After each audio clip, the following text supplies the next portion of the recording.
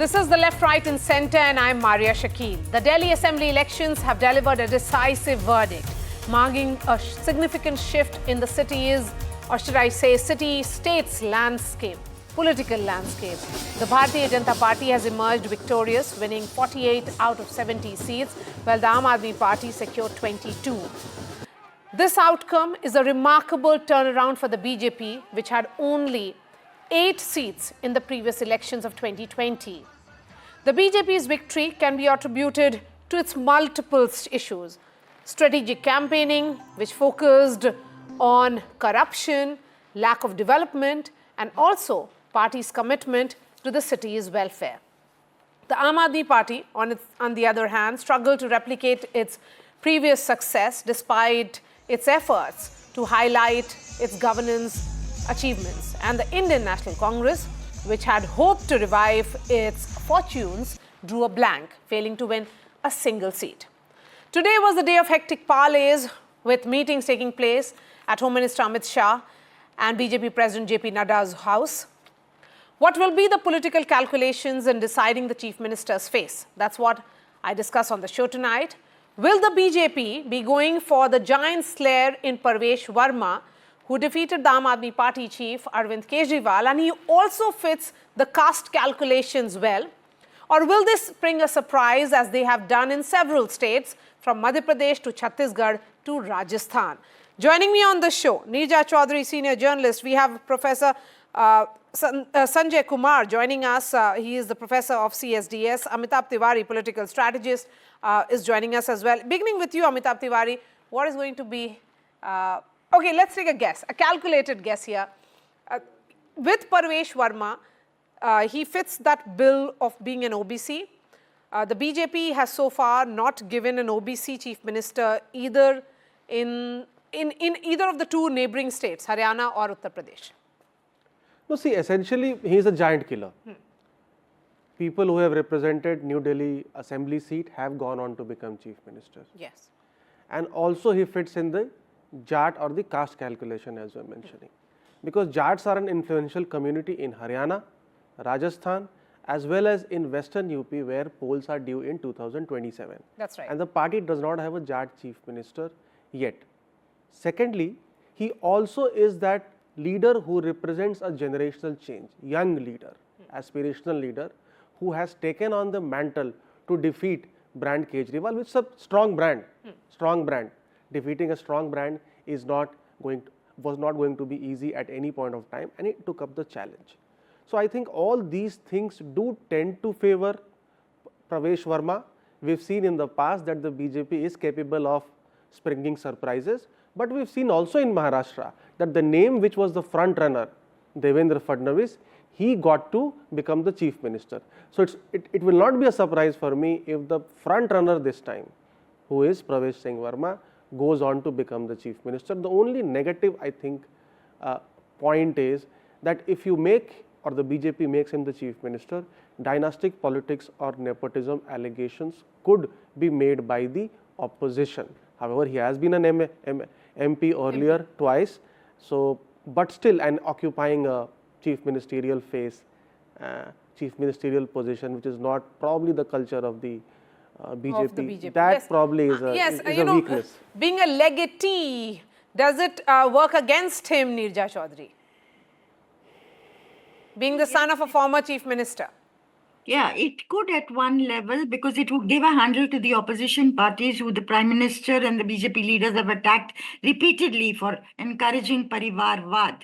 So yes, they'll be on the defensive in defending it. But he's a natural CM because he's a giant killer. He defeated Arvind Kejriwal. Without that, the election would not have had the profile that the Delhi election has acquired. Suppose Kejriwal has won. It would have been a victory, yet a different kind of victory.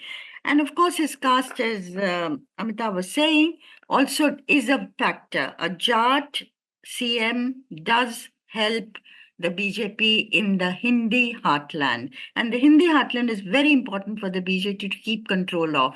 I mean, they have their eyes not just on the state elections that are down the line, UP 27, Bihar this year, and so on. They also are already thinking of 2029.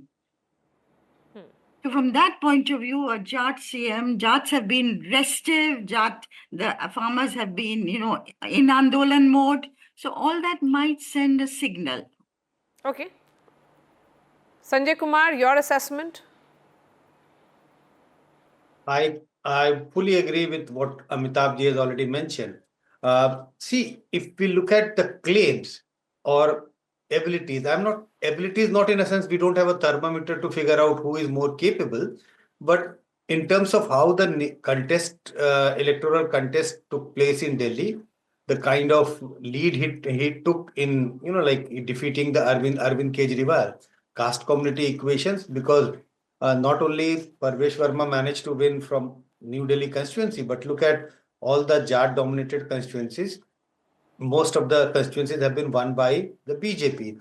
So sending out a message to the to the Jat community who have voted for BJP in a large number. So I think in all calculations, Parvesh Verma fits that position. I think he should be the choice of the BJP as the chief minister. But as Nirja ji and Amitabh bhai has already mentioned, that the only disadvantage would be that his father was the chief minister of Delhi from BJP. But I don't think that this is, yes, opposition will get a handle. They will keep criticizing BJP on that account. But I don't think that criticism is going to be such aggressive, or people are going to, buy that criticism. So my bet would be on Parvesh Verma. Okay. Do you think BJP could experiment with a woman chief minister in Delhi? That's also being talked about. We are flashing two names here, which is doing the rounds. Shikha Roy, who defeated Saurabh Bhardwaj, a prominent face of the Aam Aadmi Party, and also Rekha Gupta. I mean, can there be a surprise on these lines? The possibility of surprise by BJP cannot be ruled out. We have seen surprises in other states. But as Amitabh already mentioned, that there was no surprise in Maharashtra. So it's not that BJP always brings surprises. Yes, on many occasions, BJP has sprung surprises. So women being the chief minister may be one of the consideration. But I think BJP will find it very difficult to send out a positive signal to the Jat community. So that would be a catch-22 situation for BJP.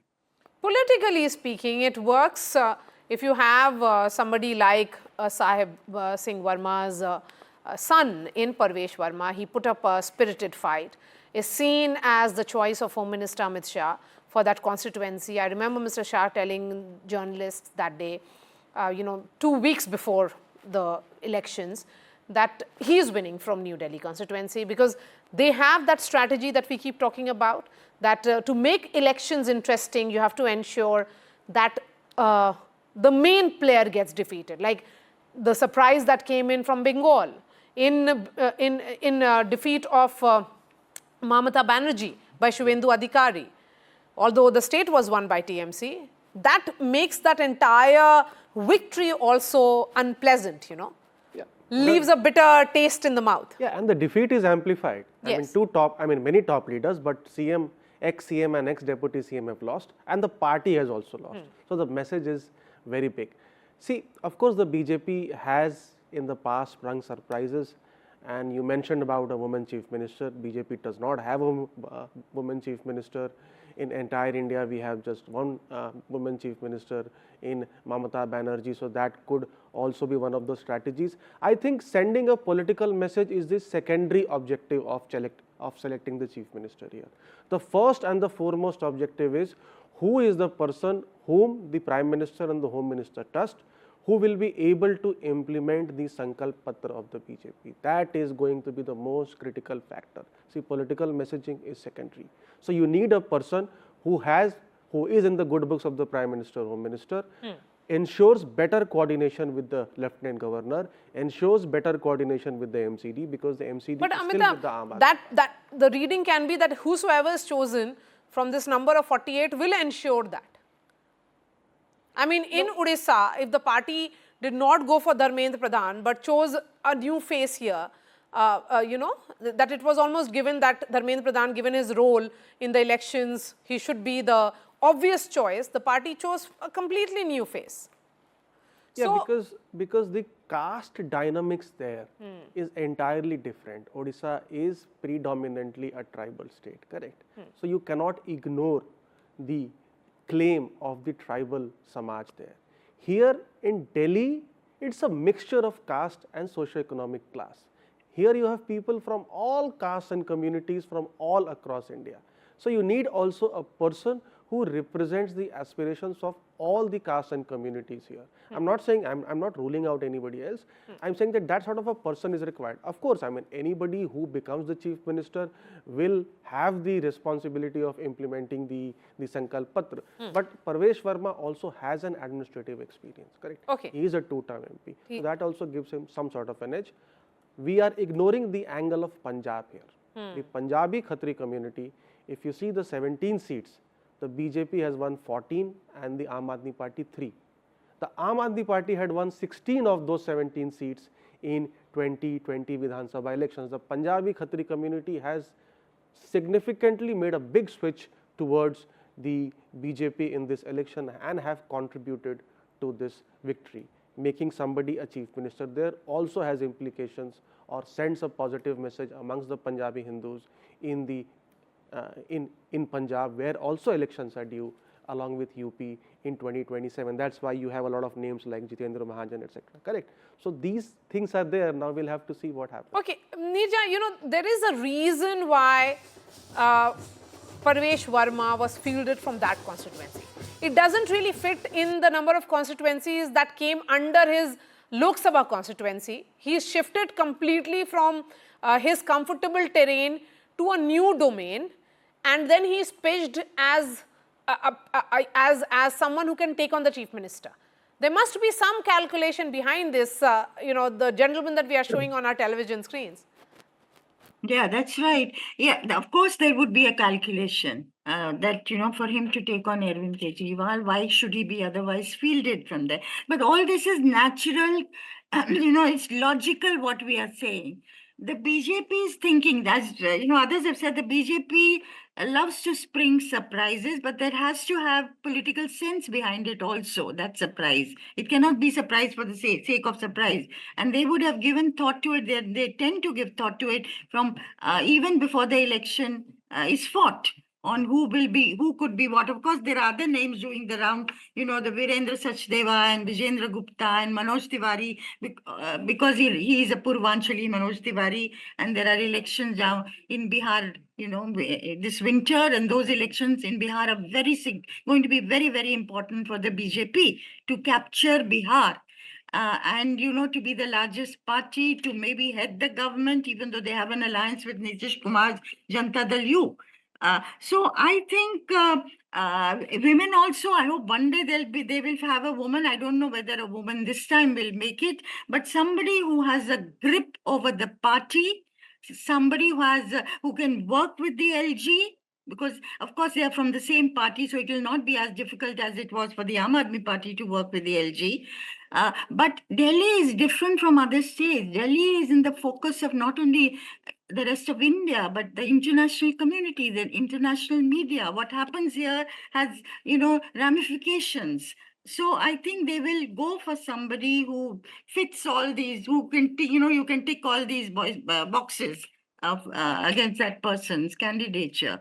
I think Parvesh Verma, according to me, if you look normally politically, would fit the bill. Young, Jat, giant killer, and has the confidence of both the HM and the PM.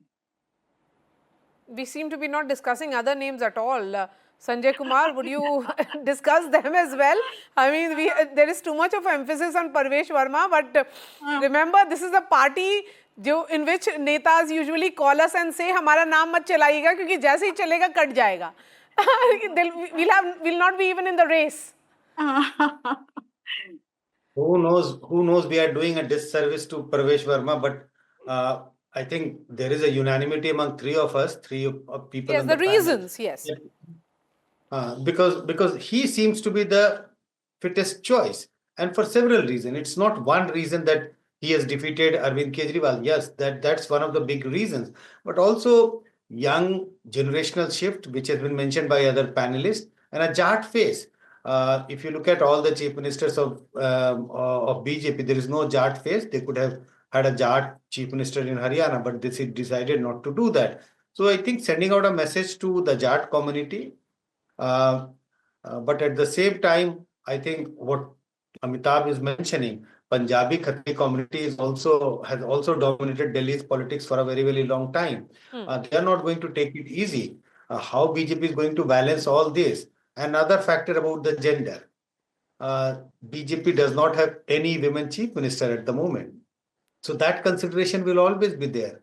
Also, the political element that the elections are going to take place in Bihar. But I think Purvanchali becoming a chief minister, or BJP deciding to put up Purvanchali in this seat is going to be, in my opinion, it's going to be very difficult. They may not be thinking on those lines. Uh, Manoj Tiwari, I don't think they will think of anyone who is not an elected MLA. They will think of someone who is an elected MLA, not an MP, sitting MP to be made the chief minister. So Manoj Tiwari, in my opinion, completely ruled out, at least in this race at the moment. Yes, I tend to agree with you on that. But what about Bansuri Swaraj? Amitabh Tiwari? A woman leader, I mean, she was also at one point of time. She was the head of the narrative committee. The narrative committee, and was also being considered to be put up against Kejriwal at one point of time. Yes, she was. In early days. See, one thing is also important here is that the Aam Aadmi Party also has a 43% vote share. So, risking a re-election in an environment where Aam Aadmi Party has lost support, but is still fairly strong. So, I think that angle also will come into play. Bansuri Swaraj is a capable leader and also fits the gender, and the Prime Minister's dream project is the women reservation bill whenever the new census and delimitation takes place. So all these things, I mean, perhaps the BJP top brass will do a SWOT analysis of all these leaders, the pros and cons. Which they would be already. Yeah, which they would be already. I mean, most of these names would be discussed: SWOT, political messaging, symbolism, pros, cons, any history, what are the weaknesses, etc. And then they will take a call, and we'll have to wait and see. Okay, so let's try and analyze that as to why do you think BJP would have chosen a Bhajan Lal Sharma and a Mohan Yadav? Beginning with you, Neerja. You know, we kept on making guesses as far as those two states were concerned, and we saw what happened. So that's why I'm asking, why do you think BJP chose these names?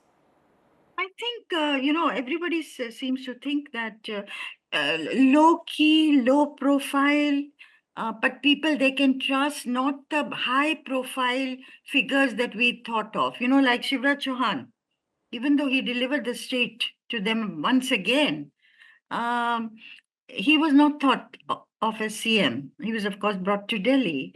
So I think they don't seem to want somebody who will be very high profile. I think the Prime Minister has to be above everybody else in terms of the image and, its standing, stature. Not have any of the CMs get too large for their, that seems to be what I think why they went for. And people who will be working, as I said, with the North Bloc, with Amit Shah, and of course with the PMO, with the Prime Minister. Those are very important considerations for the BJP vis-a-vis the CMs. Okay, Amitabh Tiwari? See, in Rajasthan and Madhya Pradesh, they were to carry a generational shift. Now, there were many contenders, big names. In Madhya Pradesh, Kailash Vijayvargiya, Prahlad Patel, Narottam Mishra had lost perhaps, but many big names. Even in Rajasthan, you had Om Mathur, etc. Big names there, Satish Punia, etc. But if they would have gone with big names, then it could have created dissent or discontent within the party organization. So that's why opting for names which perhaps is a surprise for us, newbies, new faces, and also at the same time giving a political message. Because see, the Brahmin community, BJP has always been called a Brahmin Baniya party. The Brahmin community was feeling discontented that there is no chief minister from the Brahmin community except for in the hilly states, which was at that point of time Himachal perhaps. So that's what the Brahmin community was thinking about. And then this Yadav CM was made perhaps to reach out to the Yadav community, because you already had the non-Yadav OBCs largely in the Hindi belt under your belt, and by this message they perhaps thought that this Yadav community could also be wooed in UP and Bihar in future elections. So that's what perhaps could have been the message. So you don't have a dominant caste, which is Yadav, say in Madhya Pradesh, but you try and send that message for Yadavs in other states, Bihar and Uttar Pradesh in particular. But because if you have a Jat CM in Delhi, you will send a message for Haryana. The message will go to Uttar Pradesh, because just before every election, Lok Sabha or Assembly, the favorite narrative which plays out is that the Jats are unhappy with the state government. Yeah. Sanjay Kumar, I mean, it's like an evergreen story. Yeah, I agree. Jats are unhappy. So not only Haryana, Western UP, but also Rajasthan. Rajasthan also has a sizable number of Jat population.